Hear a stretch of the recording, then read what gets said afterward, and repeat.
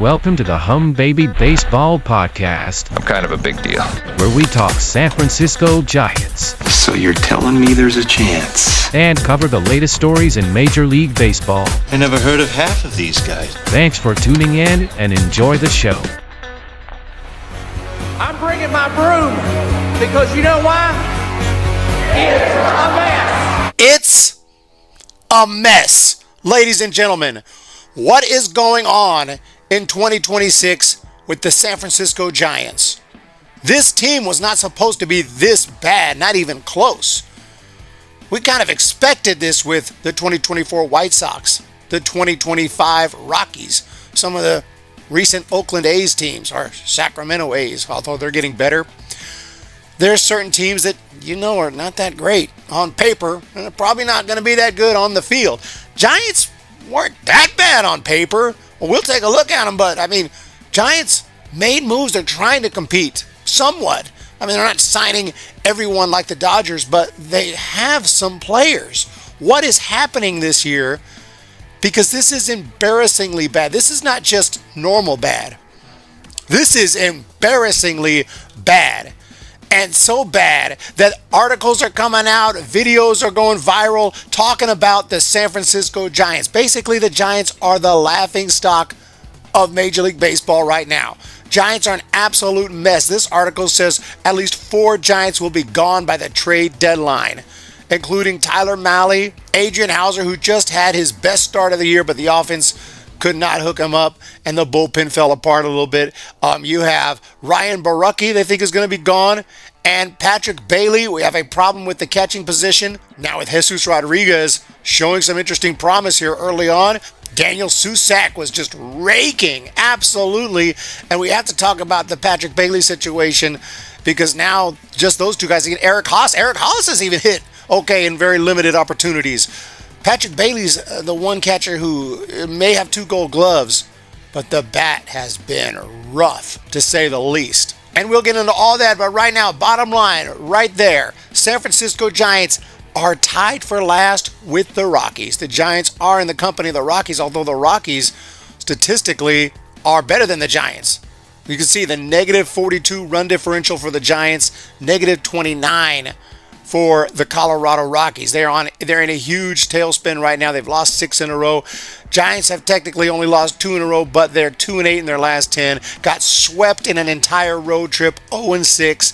And now they've just lost the first series at home, day off today, and they're taking on the Pirates 4-3. So normally 14-23 it happens, and we're going to take a look through Giants history the last 40 years or so and see how often they had a rough start like this, how the season ended, and why this time I think it's a little different and not in a good way. But going back to 1984, how many times have the San Francisco Giants had a record as bad or close to 14-23, which is where we're at right now?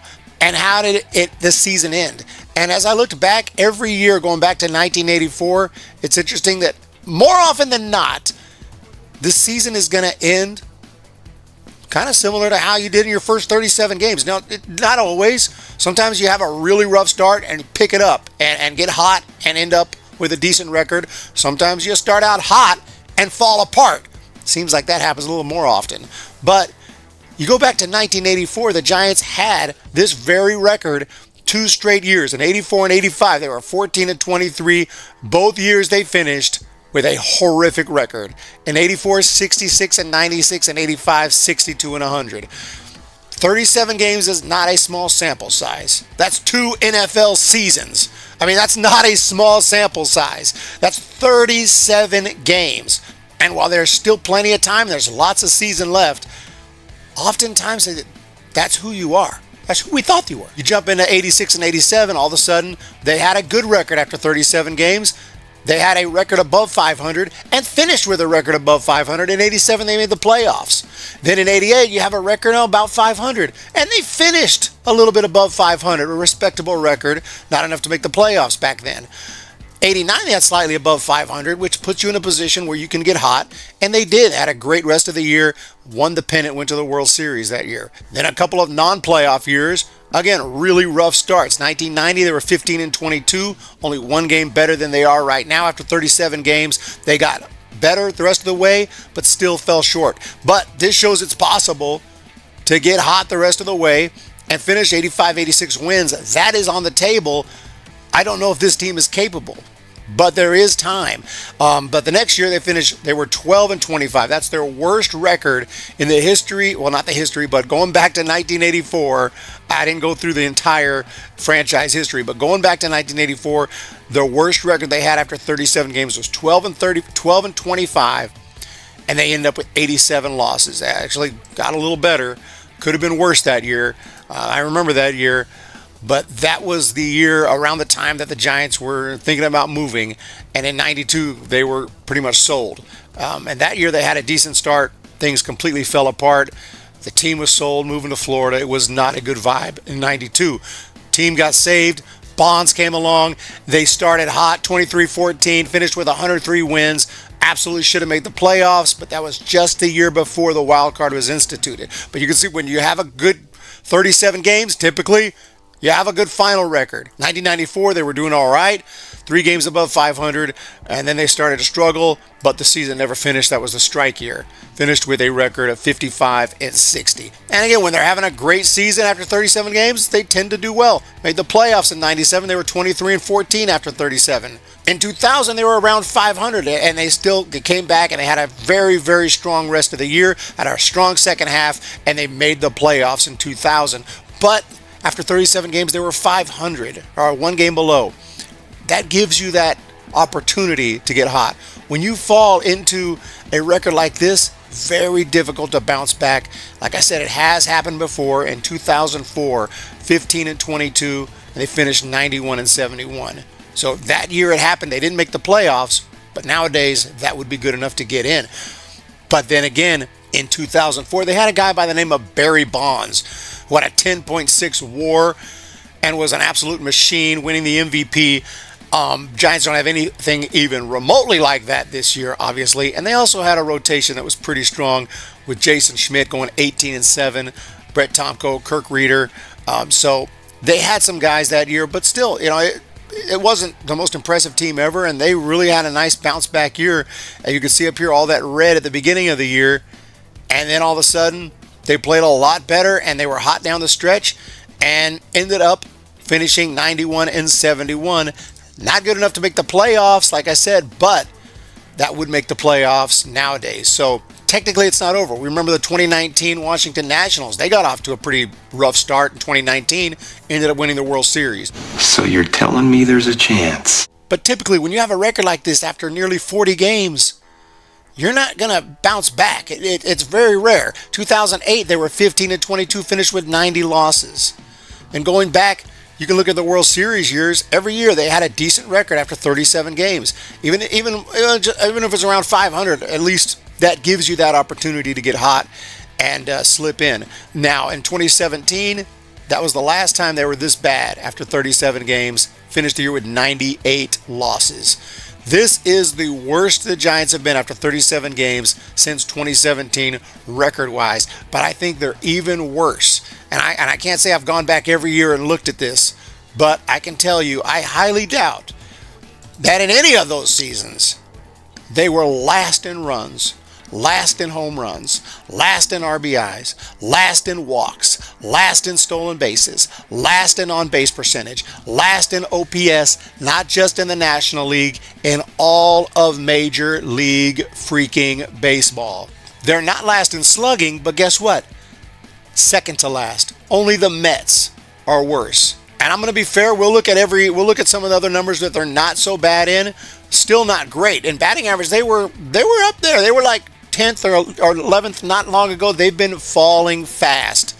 Giants are now 18th with a 238 batting average. And throughout history, a 238 team batting average is absolutely awful. It's not as bad nowadays because batting averages have been dropping with the advent of amazing pitching and 100-mile-an-hour fastballs from pretty much every single pitcher, but still, 238, nothing to write home about. Nothing to write home about, especially when you're hitting with no power and you're last in home runs and last in RBIs and you can't drive in runs. They don't strike out a ton. They do, though, but they have a few guys who don't. And that's the thing. That's what's keeping them okay here. So they're 23rd, 293 strikeouts. So most teams have more than 300 strikeouts as a team. But remember, they have Luis Adames, who barely ever strikes out. He's only struck out 6 times all year. Casey Schmidt has only struck out 26 times on 115 at-bats, which nowadays is not too bad. He has more hits than strikeouts. Jung-Hoo Lee has only struck out 18 times on 133 at-bats. We have these guys who don't strike out much, which is awesome. So Lee, Schmidt, and Arias kind of saved the Giants in that category, in my opinion, because Rafael Devers, 45 strikeouts, Willy Adames, 47 strikeouts, Matt Chapman, 36, Elliot Ramos, 43 in 142 plate appearances. Not good numbers. So it's a little misleading, but we're going to be fair. We're going to look at all the numbers. So strikeout-wise, as a team, they're okay because those 3 guys kind of saved the team by not striking out a lot and putting the ball in play. But is there any big surprises in a positive way other than Casey Schmidt? I mean, Luis Adames is playing well, but Luis Adames is what we thought he was. He's a 3-time All-Star, 3-time batting champion. I hope he's hitting over 300, and he is. He's hitting 316. Luis Adames is what we thought he was, and that's awesome. And I love Luis Adames. He's doing what he's got to do. He's doing what he's supposed to do. Casey Schmidt is the one surprise. He's hitting 296. He's got power.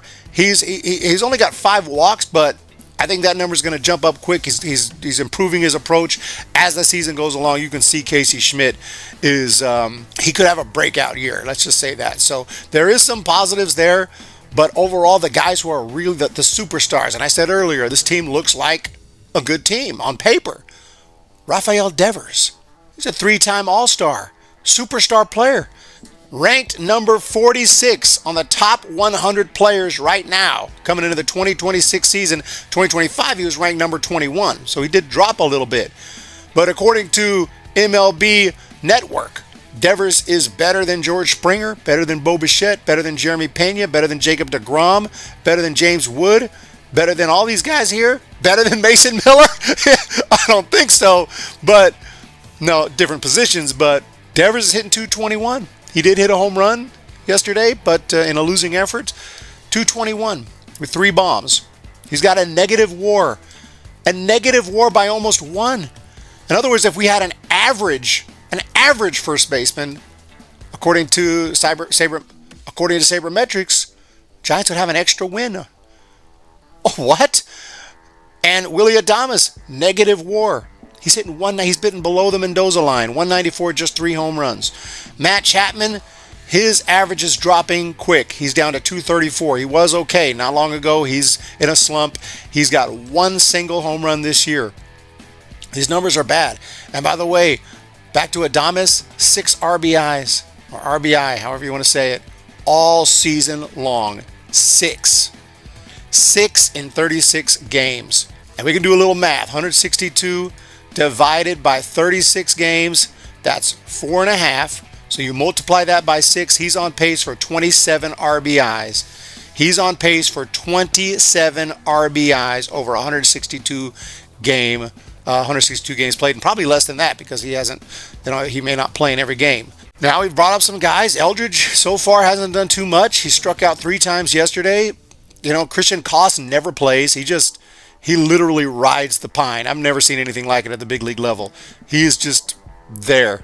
Eric Haas is still on the roster for the moment, but like I said, Daniel Susak's coming back.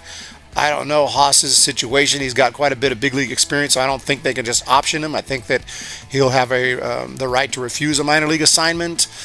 I think. Could be wrong on that, but something's going to have to give. They got 3 catchers right now with Haas, Jesus Rodriguez, and Patrick Bailey. And you got Daniel Susak coming back, who's 11 for 24 on the year with a 478 average. He's only struck out 3 times. You got to find a way to put him back in the lineup. And hopefully he's close to as hot as he was. Hopefully he's still able to produce after this stint on the injured list. And then you got Jesus Rodriguez in the mix, who's already swinging a really hot bat since he's come up. So a lot of problems right here. Nobody stepped up. Ramos, your former All-Star, he hasn't been great. .2 WAR, that's average. He's been average, an average left fielder, and this is the problem. You know, Arraez is the only guy with a WAR above 1, and there are people clowning and still clowning Arraez, saying that was not a good signing. The guy can't hit for power. Like, what are you talking about? Arraez, he's been unbelievable on defense. Arraez is the freaking MVP of this team offensively. Arraez has been the man. If everyone had stepped up to the plate and done what they were expected to do, there's no way this team would be this bad. And I've only talked about offense. When it comes to pitching, look, man, I mean, pitching was my concern coming into the season. I didn't know if this rotation was deep enough. Webb was going to have to be Webb. He hasn't been Webb. He just had a rough start. I know he's maybe dealing with an injury, so maybe he goes on the injured list. Maybe Trevor McDonald can come back. They send him back to AAA after an incredible start. Every time they bring Trevor McDonald up, he looks like a freaking Nolan Ryan. Okay, he's unbelievable, but they sent him back down. You have Landon Roop, who has been very good, very consistent, 5-2 record. Couldn't ask for more, in my opinion. You couldn't ask for more from Landon Roop. He's been the best starter. Then there's Robbie Ray. He's been solid. He's done about what you expect. But then you have Hauser and Malley, extremely inconsistent. They're like a box of chocolates right there. No clue what you're going to get. Hauser just pitched a great game, but Giants couldn't get the win for him. But yeah, so those two guys were the big free agent acquisitions, Hauser and Malley. And then you have a problem with the bullpen. The Giants kept on running Ryan Walker out there. He's still listed as the closer. Last appearance, he walked a couple guys. He almost hit a guy. He threw a wild pitch. He gave up a bomb. It was awful. It was awful. And that wasn't even a save situation. I don't know what they're going to do about Ryan Walker. I don't know what they're going to do. But don't you have to do something? Caleb Killian, maybe he's going to step in now, or maybe we're going to do closer by committee. I'm not sure. Keaton Wynn has been all right. Matt Gage has been really good. Matt Gage in 17 appearances, 1.26 ERA. And if you're going to use a closer, I mean, at least use someone who's pitching well and make them lose the job. Ryan Walker has lost the job. Not even this year. We got to go back to last year. Maybe even before that. I mean, he was really good in 2024, but that's been a long, long, long time.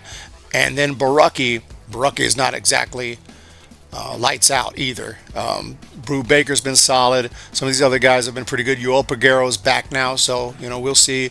Just promoted Santos. Good to see him back, but very, very, very rough overall with a few bright spots. Is this team the team that can be one of those teams that bounce back, that have a great rest of the year, push that win-loss percentage back to 500 and then above? Multiple guys are going to have to break out of these funks. Willy Adames is going to start hitting home runs and bump up that batting average a little bit. You don't have to hit 300, but come on. You can't be below the Mendoza line. Matt Chapman's going to start hitting some bombs. Let's freaking go. And we're going to have to figure out the catching position. Nobody's job should be safe here. Nobody. I don't care. I don't care if you're a 3-time All-Star. I don't care if you're a superstar. I don't care what. I mean, I'm not saying you have the DFA, but there is a bench there for you. Christian Koss never plays. Throw him in there. Do something. Can't be any worse. I don't know if he would have hit 3 home runs, but he may well have. He surely could have at least 6 RBIs. I'm not trying to attack Willy Adames. I'm just saying that those numbers are not acceptable, and those are not even Christian Koss numbers. If Christian Koss was in the lineup every day and putting up these numbers, and Adames was on the bench, people would say, what the hell are we doing? Put Adames in there. Koss stinks. That's what we would say. We don't say that about Adames because he's Adames. But it hasn't been impressive, man. And unless they're going to shake things up big time, I don't know if this team gets better. Historically, you start this with 37 games in, you start this bad, historically, odds are you're not finishing with a good record.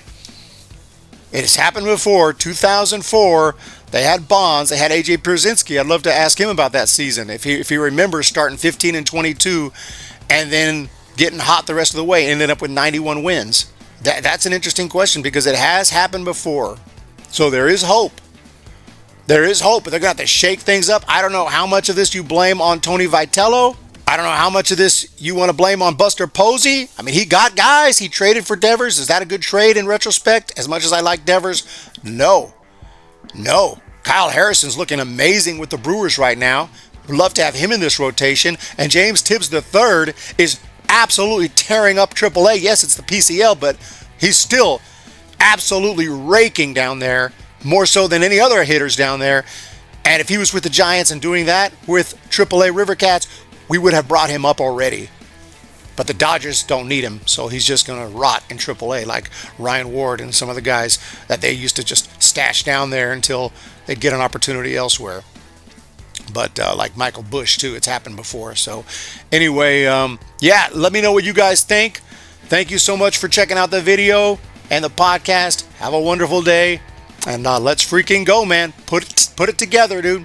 Hit that thumbs up, hit that subscribe, and we'll talk to you guys tomorrow after the game.